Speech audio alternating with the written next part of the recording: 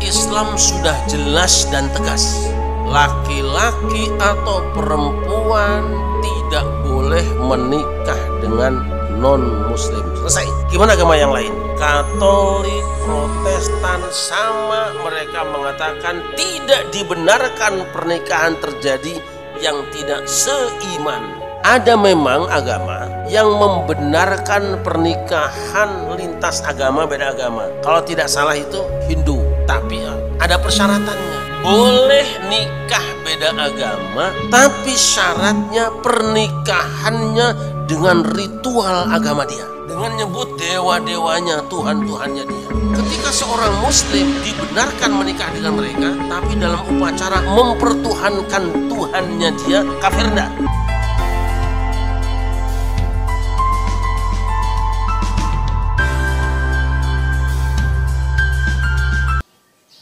Hari ini kita akan membaca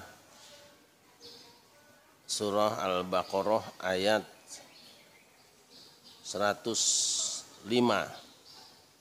Meskipun ini sudah berulang kali dibaca karena ada satu keperluan dengan peristiwa saat-saat ini, meskipun tidak menyelesaikan, mudah-mudahan sedikit bisa memberikan pertimbangan atau penyeimbang dari informasi yang bisa jadi sampai ke kita. A'udzubillahi minasyaitonirrajim. Bismillahirrahmanirrahim. Ma yawaddu alladhina kafaru min ahli alkitabi walal musyrikin an yunazzala alaykum min khairin min rabbikum wallahu yakhtassu birahmatihi man yasha wallahu dzul fadlil azim. Silakan dibaca. Bismillahirrahmanirrahim. Orang-orang yang kafir dari ahli kitab dan orang-orang musyrik tidak menginginkan diturunkannya kepadamu suatu kebaikan dari Tuhanmu. Tetapi secara khusus Allah memberikan rahmatnya kepada orang yang Dia kehendaki, dan Allah pemilik karunia yang besar. Shadaqallahul azim. Ayat ini menyebutkan ada dua golongan yang disebut sebagai orang-orang kafir, yaitu kafir ahlul kitab dan yang kedua kafir musyrikin. Yang dimaksud dengan ahlul kitab adalah orang-orang kafir dari Yahudi dan Nasrani. Kenapa? Karena kepada mereka diturunkan kitab Taurat dan Injil. Bahasa gampangnya, yang disebut kafir ahlul kitab adalah non-muslim yang memiliki kitab suci. Umumnya ulama mengatakan bahwa mereka adalah Yahudi dan Nasrani. Adapun musyrikin, orang-orang musyrik, kafir dari kelompok musyrik adalah orang-orang non-muslim yang tidak memiliki kitab suci.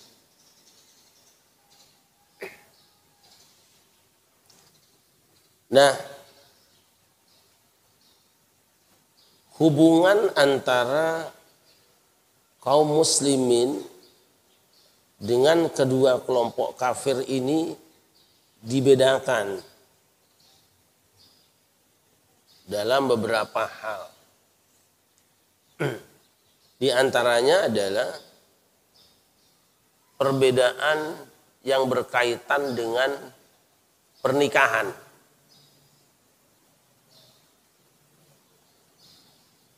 Pernikahan seorang muslim laki-laki atau seorang muslim laki-laki dengan wanita musyrikah, atau pernikahan muslim perempuan atau muslimah dengan laki-laki musyrik sudah ditetapkan di dalam surah Al-Baqarah ayat 221. Nah, sok dibuka aja. Wala tankihul musyrikati hatta yu'min. Wala amatum mu'minatun khairum min musyrikati walau a'jabatkum. Wala tunkihul musyrikina hatta yu'minu. Wala 'abdun mu'minun khairum min musyriki walau a'jabakum. Ulaika yad'una ila an-nar wallahu yad'u ilal jannati wal maghfirati bi'idhnihi wa yubayyinu ayatihi linnas la'allahum yatadhakkarun. Sok dibaca.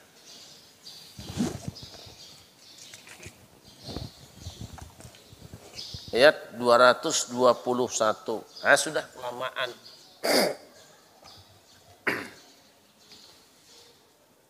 Dan janganlah kamu umat Islam menikahi wanita-wanita musyrik sebelum mereka beriman, masuk Islam. Sungguh seorang budak sahaya wanita yang beriman itu lebih baik daripada wanita musyrikah. Walaupun si wanita musyrikah ini lebih menarik hatimu.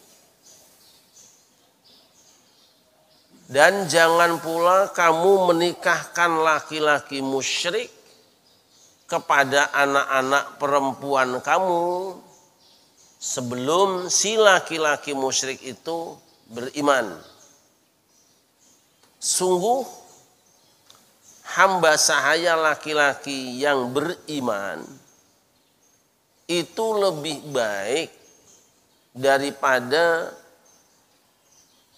laki-laki musyrik yang bukan hamba sahaya. Walaupun si laki-laki musyrik itu lebih menawan hatimu. Mengapa? Wanita musyrikah dan laki-laki musyrik itu menyeru kamu ke neraka. Sedangkan Allah menyeru kamu ke surga dan ampunannya dengan izin Dia.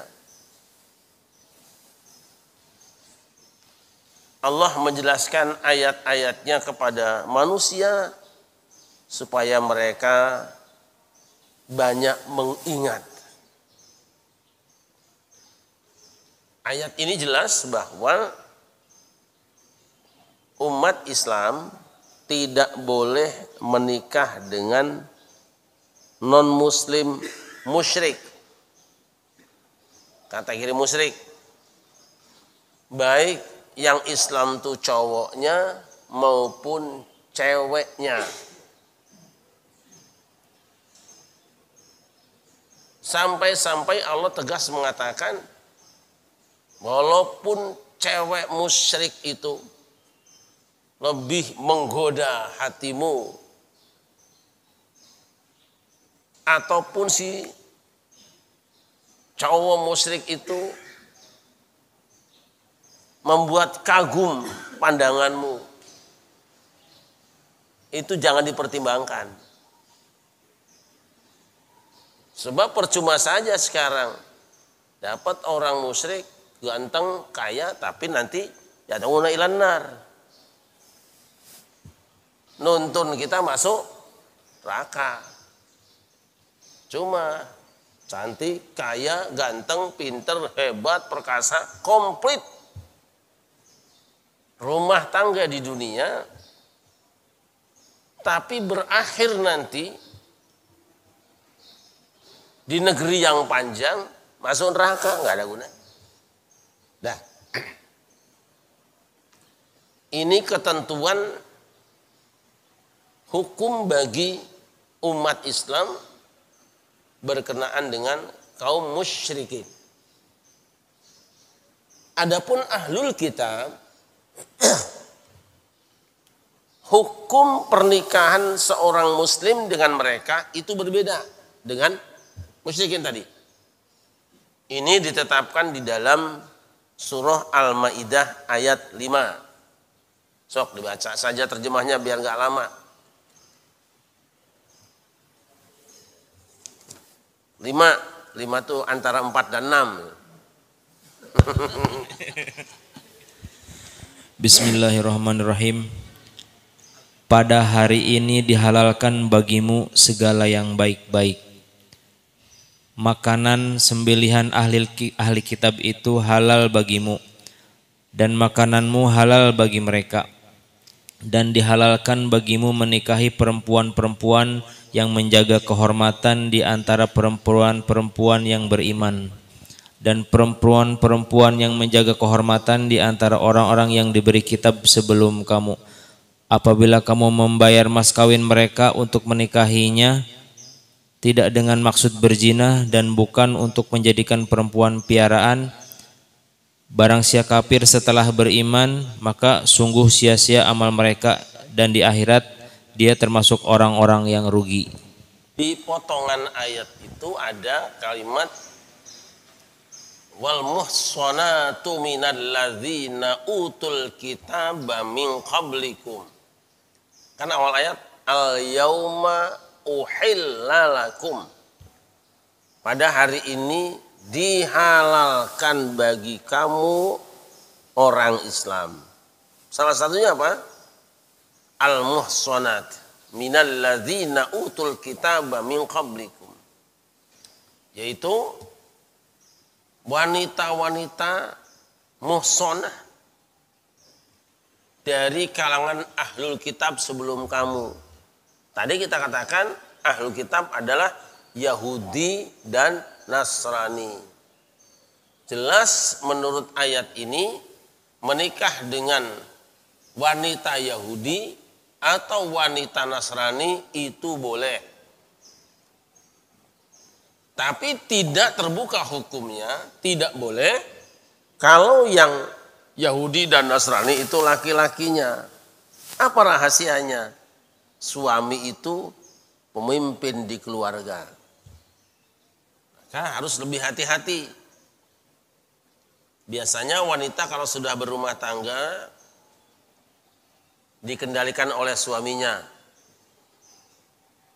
Walaupun ada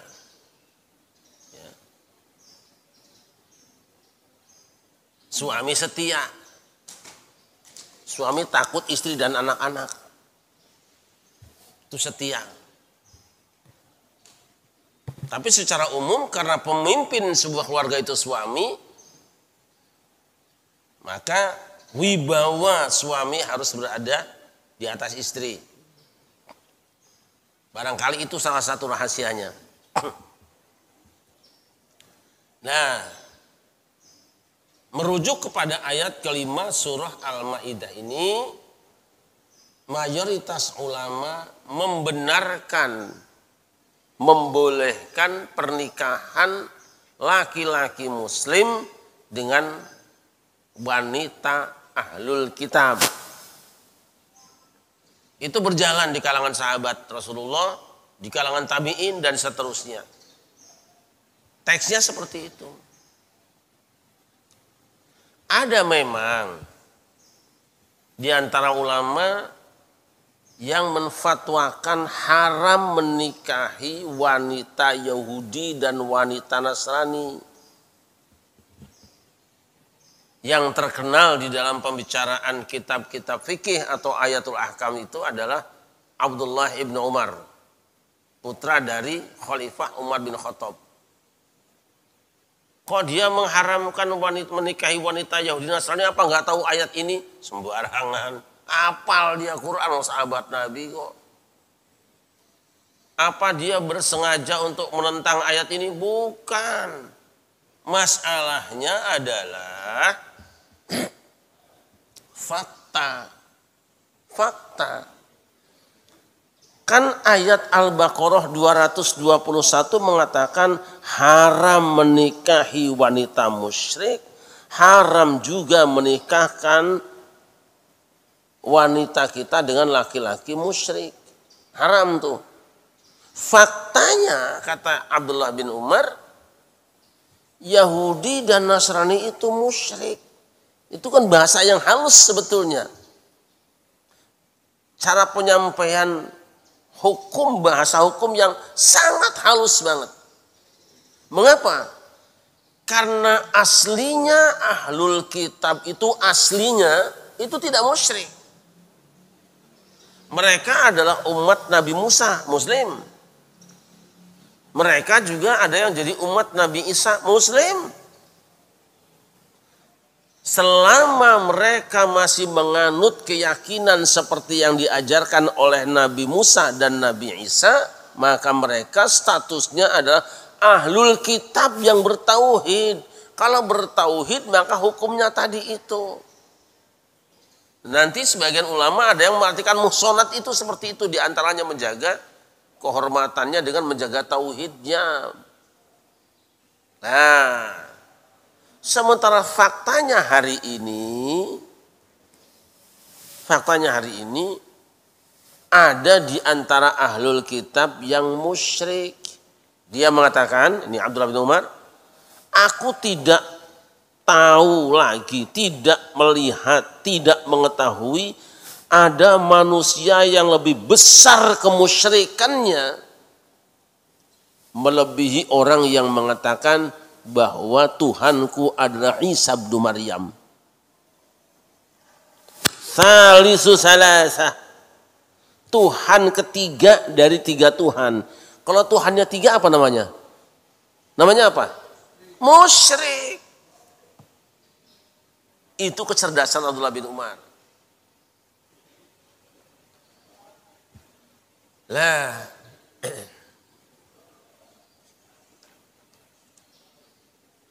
mana yang benar? Gampang sebetulnya. Kalau kita ikut ulama.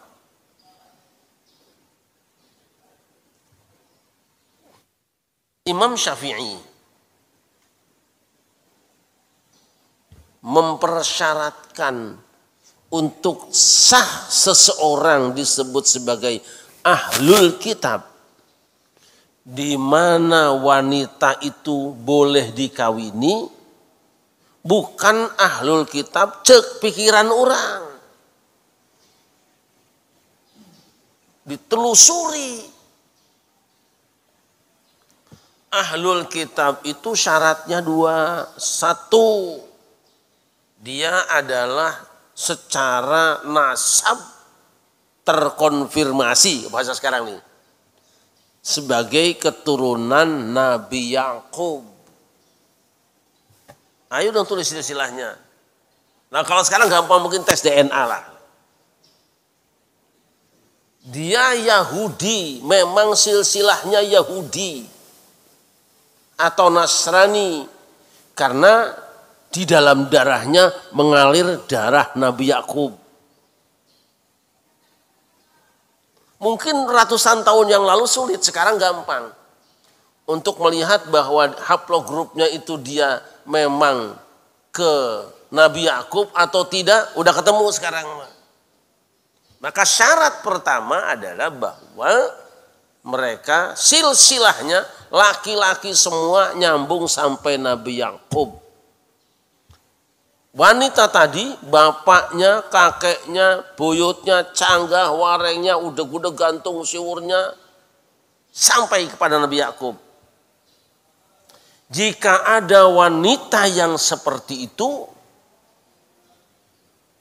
sah disebut sebagai ahlul kitab. Tapi juga syarat kedua, walladzina ja'atuhumut Taurat wal Injil, orang-orang yang diberi Taurat dan Injil.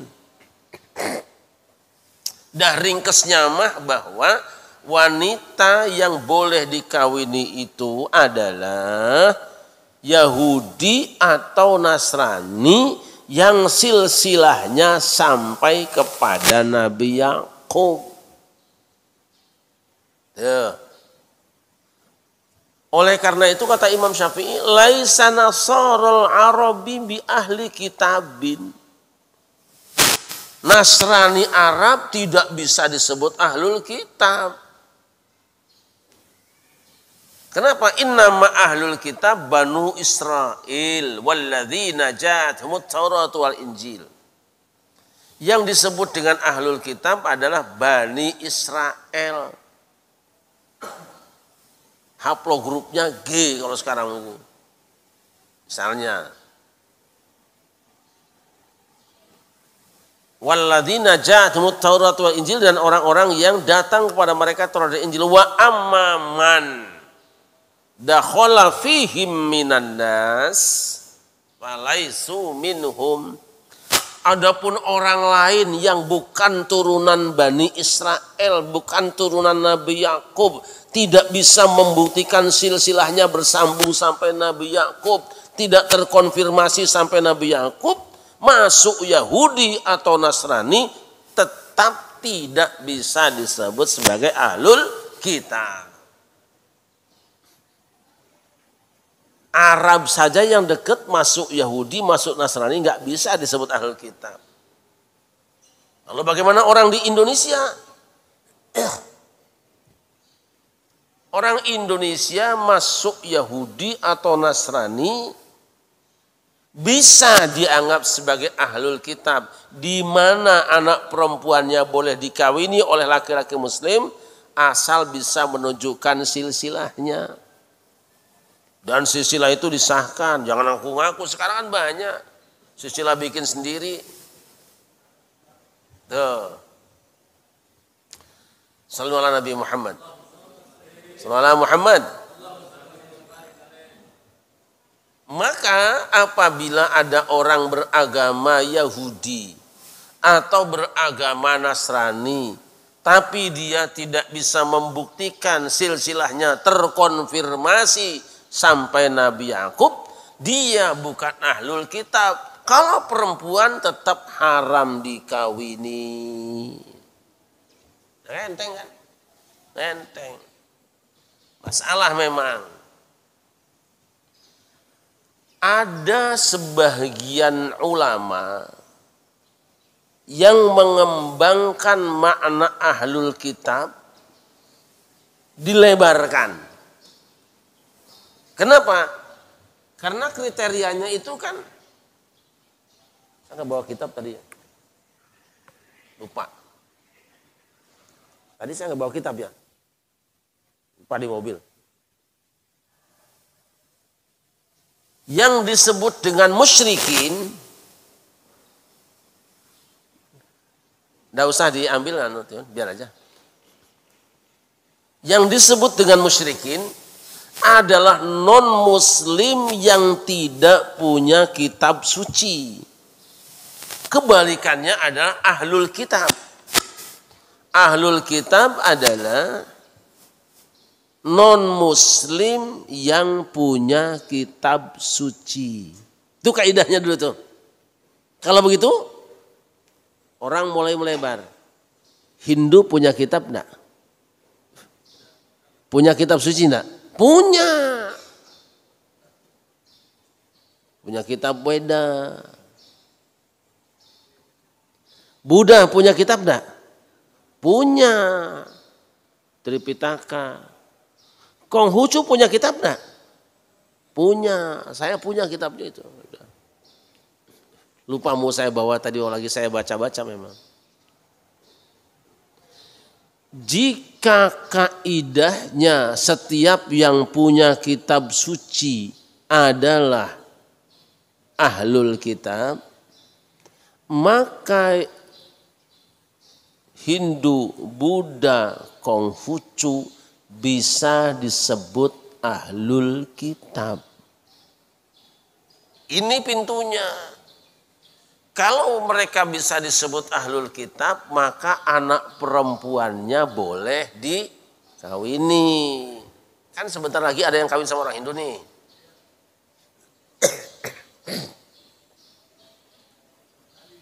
Hah? Bingung kan?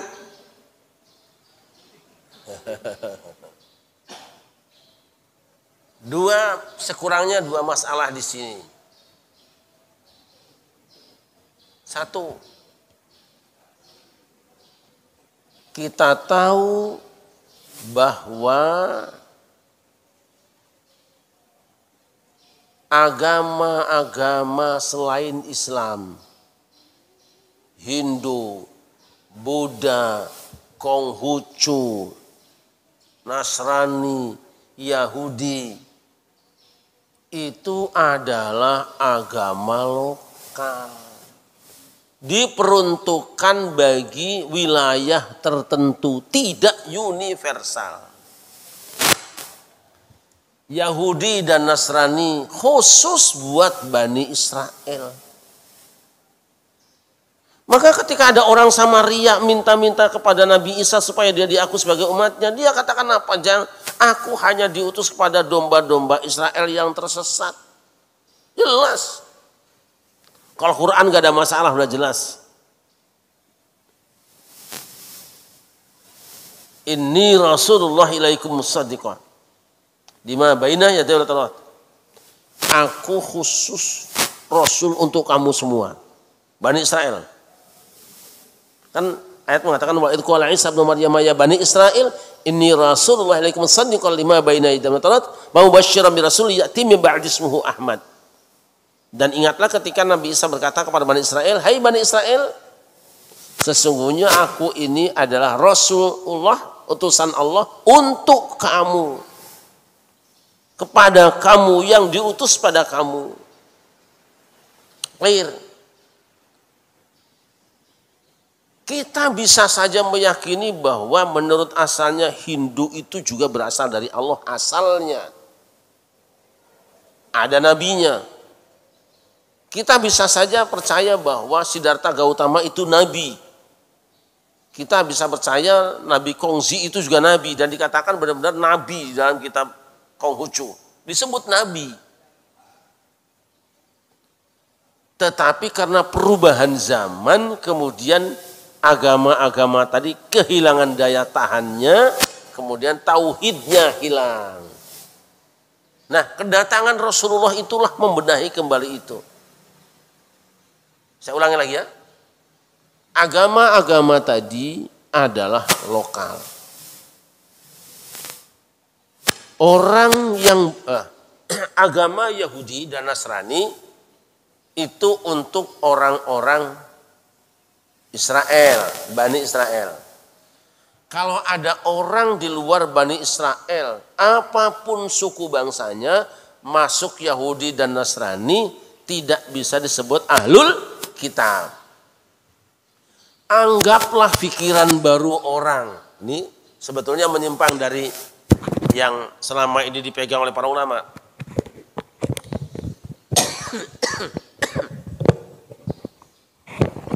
Anggaplah bahwa Hindu, Buddha, Konghucu itu juga bisa disebut sebagai ahlul kitab. Anggap seperti itu.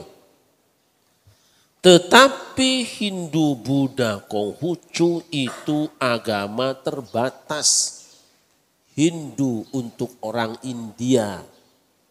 Kalau Buddha orang mana? Cina. Konghucu mana? Cina. Maka yang dianggap sah sebagai ahlul kitab versi pendapat kedua ini hanyalah orang-orang yang memenuhi syarat tadi. Yang memang untuk mereka kitab suci diturunkan. Kalau ada orang di luar India, umpamanya di Indonesia, Ya, misalnya di daerah masuk bergabung ke dalam agama Hindu, bisa nggak disebut ahlu kitab? Nggak bisa. Dia masuk agama Buddha, bisa nggak disebut ahlu kitab? Tidak bisa. Orang Indonesia masuk agama Konghucu, bisa nggak disebut ahlu kitab? Nggak bisa. Syaratnya tunjukkan silsilahmu sampai ke India. Bani India lah, Siddhartha Gautama. Loh gitu loh. Kalau sampean orang Jawa mau masuk Konghucu, coba nasabmu terkonfirmasi enggak dengan umat Konghucu pertama? Jadi, kalau tidak, maka status mereka kembali ke asalnya, yaitu kelompok kafaru. Kelompok musyrikin, sebab dia tidak punya hak, tidak punya hak di situ. Lah ini mudah-mudahan jadi pertimbangan ya. Tapi memang terkadang a'jabatkum itu beratnya. Perempuan itu kadang-kadang menarik, itu masalahnya. Dan kita selama ini juga kawin dengan perempuan kan gara-gara menarik itu kan.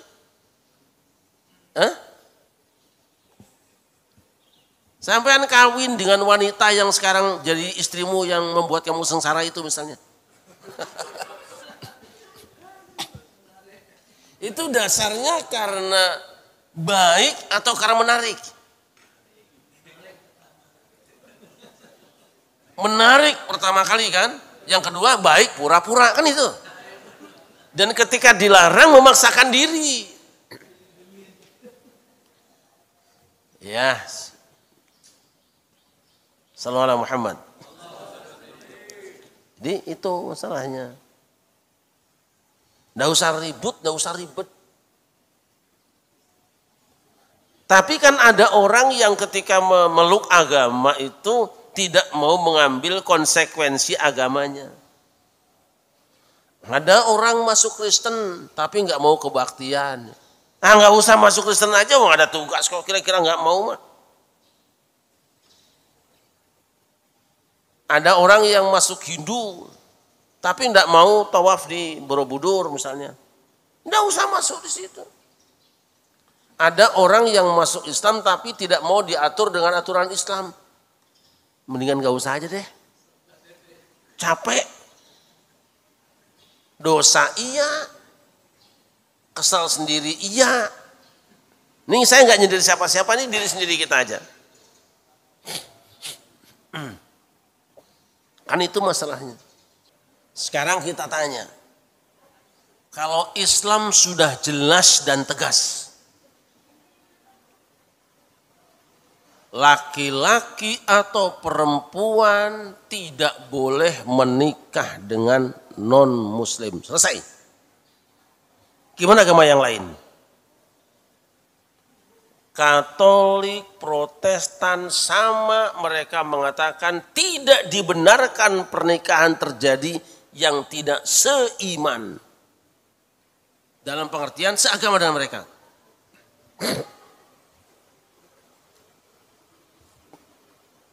Ada memang agama yang membenarkan pernikahan lintas agama, beda agama.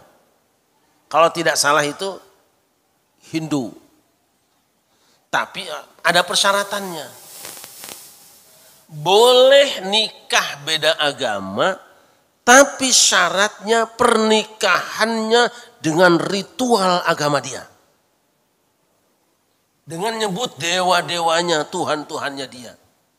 Ketika seorang muslim dibenarkan menikah dengan mereka, tapi dalam upacara mempertuhankan Tuhannya dia, kafir enggak?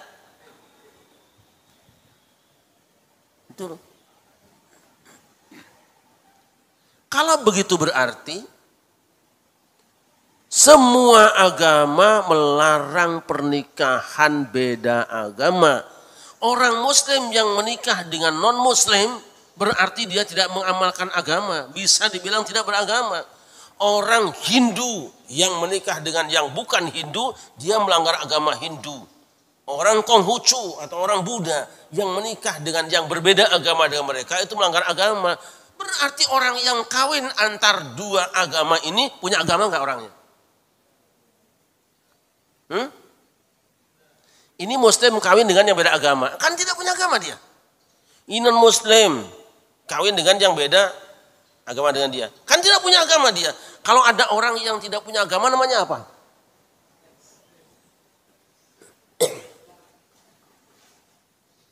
Saya tanya ulang. Jika ada orang yang tidak menisbatkan diri kepada satu agama namanya apa? Karena Indonesia ini berketuhanan yang Maha Esa, maka negara sudah memfasilitasi pelaksanaan ritual ibadah. Nikah ini sudah difasilitasi. Bagi orang Islam pernikahannya di KUA. Ya sekali waktu boleh ngundang orang KUA ke rumah, tapi statusnya KUA lah urusannya gitu. Non muslim tempatnya di catatan sipil. Nah sekarang yang gabungan antara muslim non muslim itu di mana? Tidak ada tempatnya. Saya tidak tahu apakah di situ di apa? Yang kalau kita masuk bayar sekitar 8.000 dulu. Atau sekarang mungkin 20.000. Yang banyak pohonnya. Apakah ada fasilitas di situ? Tidak di pura, tidak di gereja, tidak di masjid. Di mana atasnya begitu? Negara tidak menyiapkan itu. Dan agama lain pun sama. Menetapkan orang yang menikah beda agama itu statusnya zina. Berarti perzinaan mereka hampir disepakati oleh seluruh agama.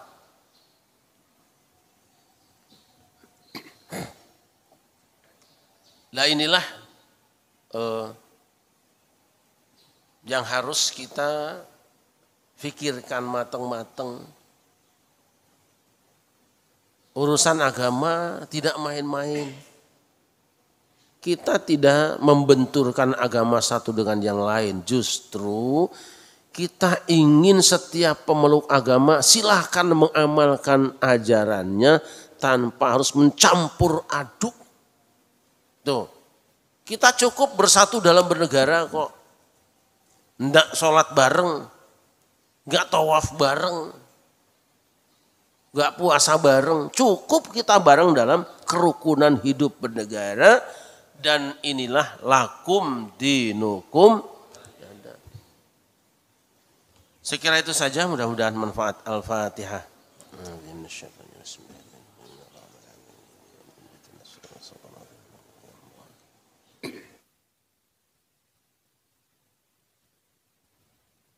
Allahumma salli ala sayyidina Muhammad wa ala ali sayyidina Muhammad sayyidil awwalina wal akhirin wassalamu radhiyallahu tabaraka wa ta'ala an kulli sahabati Rasulillah ajma'in. Alhamdulillah rabbil alamin hamdan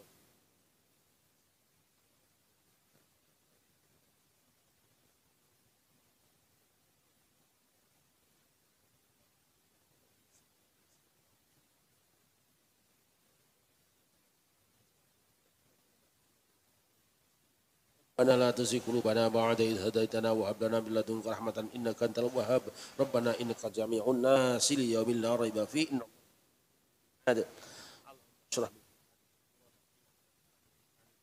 اللهم نور بالقرآن قبورنا ربنا آتنا في الدنيا حسنة وفي الآخرة حسنة وقنا عذاب النار وصلى الله على سيدنا محمد وعلى آله وصحبه وبارك وسلم بفضل سبحان ربك رب العزة عما يصفون وسلام على المرسلين والحمد لله رب العالمين. السلام عليكم ورحمة الله وبركاته.